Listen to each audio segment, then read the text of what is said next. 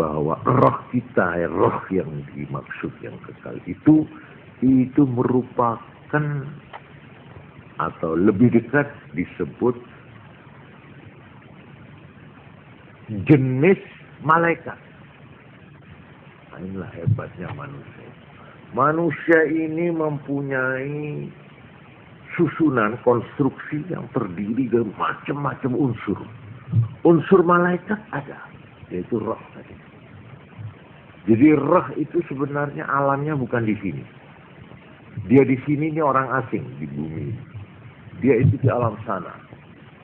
Alamnya roh itu adalah alam malaikat. Alam gaib. Itulah rumah aslinya. Karena itu dikatakan kalau orang mati itu pulang kembali. Inna lillahi wa inna ilaihi raji'un. Berpulang. Yang pulang itu ininya. Rohnya ini pulang ke alamnya. Dan roh yang baik yang berhasil diuji selama di sini, dia itu diambil, ditaruh di sini, diberi kendaraan namanya badan. Ayo gunakan ini. Sampai di mana kemampuanmu? Sudah selesai, ayo kembalikan. Kalau dia bertugas baik, dia gembira, merasa bebas dia. Dia bebas kembali ke rumah aslinya dan dia tidak terikat lagi oleh segala macam hukum yang disebut hukum alam, hukum bumi, hukum hidup di bumi ini dengan segala macam tetek bengeknya itu. Nah, dia kalau sudah lepas, dia sudah bebas, tidak berlaku hukum bumi ini padanya. Dia akan mengalami hukumnya sendiri, hukum roh. Tiap-tiap alam itu punya hukum sendiri. Ketika kita di dalam perut, kehidupan kita di dalam perut tunduk pada hukum yang berlaku di perut. Ketika kita di sini, kita hidup dalam hukum di sini yang disebut hukum alam. Hukum alam itu alam bumi. Kalau kita sudah pindah lagi ke alam yang ketiga, yaitu alam kubur, kita di sana mempunyai hukum sendiri. Ada hukum sendiri, hukum Tuhan di sana ada. Berlakulah hukum baru di sana. Kalau kita sudah masuk ke akhirat, di sana ada hukum sendiri. Jadi hukum-hukum yang disebut hukum alam, hukum itu sebenarnya satu hukum berlaku untuk satu ruangan. Oleh karena itu keliru sekali apabila orang ingin mengukur, ingin menilai alam kubur dengan ukuran hukum yang berlaku di bumi. Nggak bisa. Di sini yang berlaku adalah hukum panca indera umpamanya. Ini tidak bisa diberlakukan di alam kubur, nggak bisa. Oleh karena itu banyak hal-hal yang kadang-kadang kita itu tidak bisa menerima. Tetapi Kanjeng Nabi Muhammad SAW bersabda, "Ma min 'abdin illa wa liqalbihi 'ainani." Tidak ada seorang hamba di dunia ini kecuali dia hatinya punya dua macam atau jenis mata. Nah, untuk gampangnya disebut dua mata. Wa huma 'ainani yudriku bihimal ghaib. Dengan mata ini, mata hati ini, dia bisa menangkap hal-hal yang gaib. Fa idza arada Allah Ta'ala bi'abdin khairan, apabila Tuhan menghendaki seorang hamba itu kebaikan, fataha 'ainai qalbi, kedua mata hatinya dibuka oleh Allah. Liyara bahwa ghaibun 'an basari, supaya dia bisa melihat, menyatakan apa yang tidak nampak oleh mata kepalanya. Nah, jadi mata ini ada dua. Mata yang ditaruh di sini, ini terbatas sekali, terbatas. Tapi ada lagi mata yang ditaruh di hati. Ini yang disinggung Nabi tadi, dengan mata yang di hati inilah dia bisa melihat hal-hal yang gaib. Antara lain, yang gaib itu yang orang tidak bisa membantah, yaitu mimpi. Itu antara lain alam gaib kecil itu. Dengan apa sampean melihat hal-hal di dalam mimpi? Apa dengan mata ini? Tidak, ini merem. Tidur saya, merem. Tempatnya gelap. Tapi saya ketika mimpi itu bisa melihat motor, melihat si A, melihat si B, melihat Surabaya, melihat. Itu melihat dengan apa itu? Alat apa yang digunakan melihat itu? Ini belum pernah kita pikir jauh-jauh. Cuma kita ngalami, ya mimpi, tato, betul. Kadang yang aneh itu, calon istrinya sudah kelihatan. Iya, pernah dia lihat orang yang akhirnya bareng ketemu. Tapi jiru mimpi. Nah kok ini ajaib itu. Nah ini saya maaf ini, saya sendiri pernah mengalami ya. Saya ini terus terang sebelum saya melihat rumah Tulungagung yang tempati mertua saya ini. Saya pernah hadir di sana, tapi dalam mimpi. Masih jopo saya. Jadi ketika saya masuk terus, saya hampir tidak percaya. Dia ini yang saya lihat dalam mimpi entah berapa tahun yang lalu. Nggak tahu. Itu betul. Langgarnya, halamannya, rumahnya, persis. Nah, ini hal-hal mungkin sampean pernah mengalami hal-hal begitu. Lah itu melihat dengan mata apa sampean waktu mimpi itu? Ha? Apa dengan mata ini? Bukan. Itulah yang sabda Nabi tadi. Tiap-tiap hati, tiap-tiap hamba itu punya. Mata ya, untuk gampangnya disebut mata. Jangan tanya sama saya mata itu apa, bagaimana bentuknya, jangan. Itu sudah di luar. Ini Nabi mengatakan di sini ada mata. Di mana hati itu, kalau orang itu dikehendaki baik oleh Tuhan, kedua mata hatinya itu dibuka oleh Tuhan. Sehingga dia melihat hal-hal yang gaib. Seperti ini. Pak Yasirun ini pernah mimpi melihat bagaimana di dalam kuburan itu. Malah dia merasa dikubur. Dia dikubur. Malah ini Kiai Maksum almarhum, dia cerita, aku mimpi jam terang dilebok di kuburan, wong sing ngeterno, aku kakok tukang ngisor. Seolah-olah dia sudah mengalami mati. Terus aku ditukani malaikat, ditakoni, Maksum, persis. Nah, ini tempat orang lain. Jadi rohnya itu sudah dibuka oleh Allah. Sebab roh itu made of sonder, dengan atau tanpa alat badan dia bisa berfungsi. Dia bisa melihat, dia bisa mendengar tanpa telinga ini. Dia bisa berhubungan dalam jarak yang jauh, bisa. Itu roh. Nah ini tetap berfungsi. Sekalipun kita sudah disebut mati, ini tetap berfungsi. Jadi roh-roh itu bisa berhubungan dengan orang yang ada di rumah ini, bisa. Kalau memang dikehendaki, bisa. Loh, mesti kubur, iya. Seperti saya pernah baca sebuah hadis. Kanjeng Nabi Muhammad sallallahu alaihi wasallam itu sesudah perang Badar, sesudah 3 hari, beliau ini pergi ke tempat di mana musuh-musuh Islam itu dikebumikan, ditanam di situ. Terus Kanjeng Nabi itu diikuti oleh Sayyidina Umar.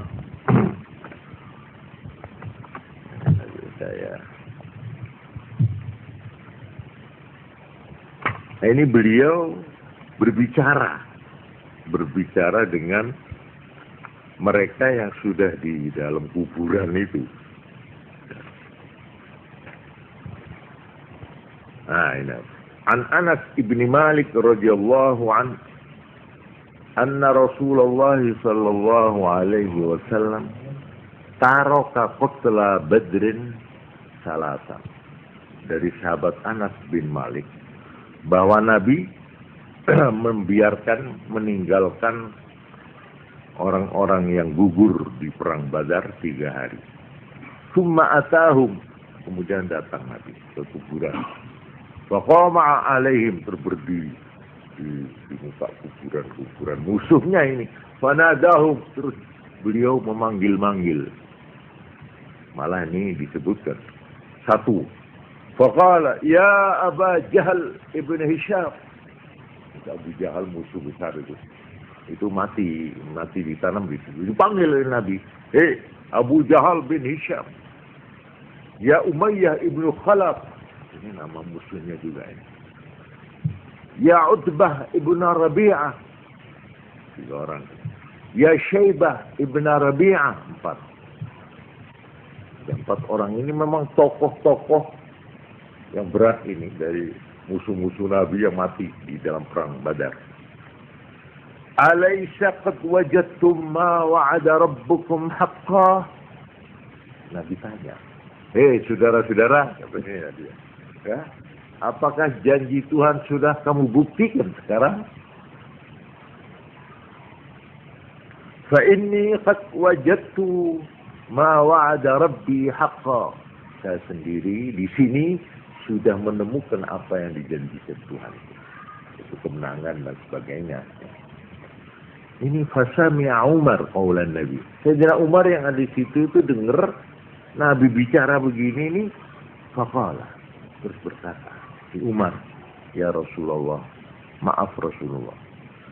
Kaifa yasma'u wa anna yujibu wa qad jayyafu. Nabi, bagaimana mereka bisa mendengar? Kok Nabi kok bicara sama mereka itu? Bagaimana mereka bisa mendengar?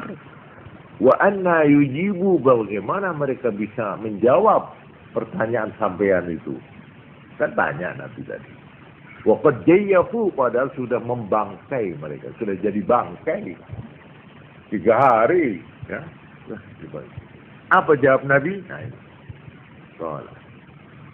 Wallazi nafsi biyadi, demi Allah yang aku, tanganku, diriku, jiwaku ada di genggamannya, di tangannya, kekuasaannya.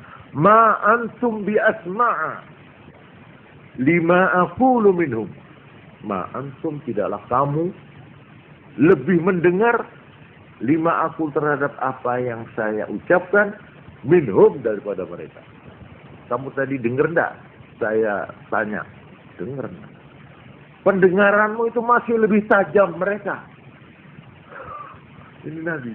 Kamu mendengar, mungkin kamu jarak sedikit agak ke sana sudah ada dengar suara saya. Tapi mereka yang sudah 3 hari terbaring di sini, mereka lebih mendengar ucapanku daripada kamu. Walakinnahum la yaqdiruna ayyujibu. Cuma mereka tidak bisa jawab pertanyaan saya. Dengar mereka, tapi nggak bisa jawab. Itu bawahnya sampean di muka kuburan musuhnya. Yuk, permanen aku yuk, tak tantang gelut dah.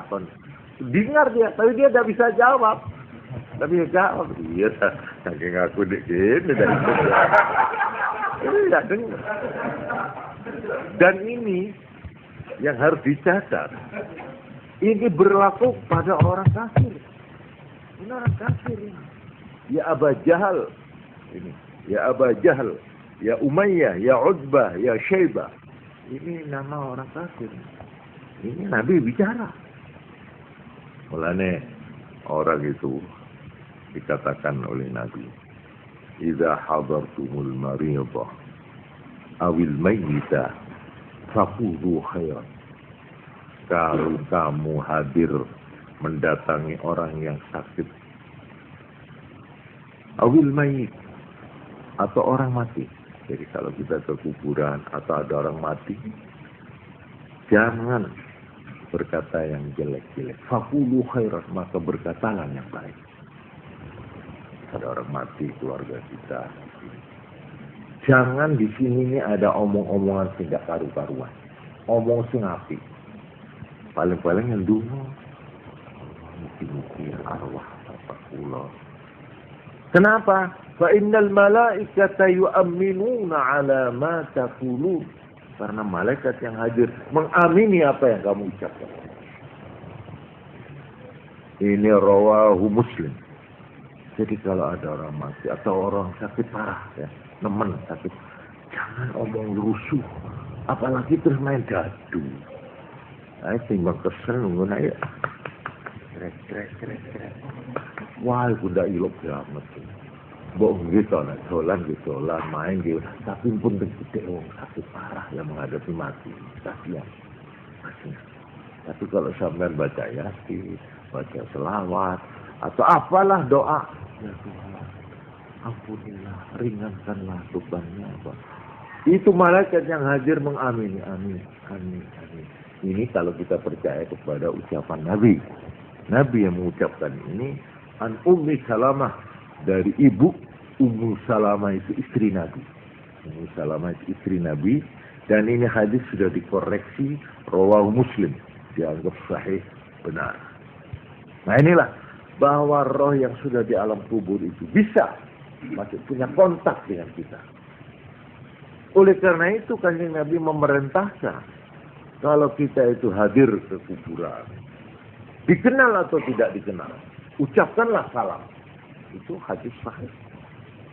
Nabi mengajari, Assalamualaikum diyara qaumin mu'minin inna bikum insyaallahu lalahikun nas'alullah li walakumul afiyah.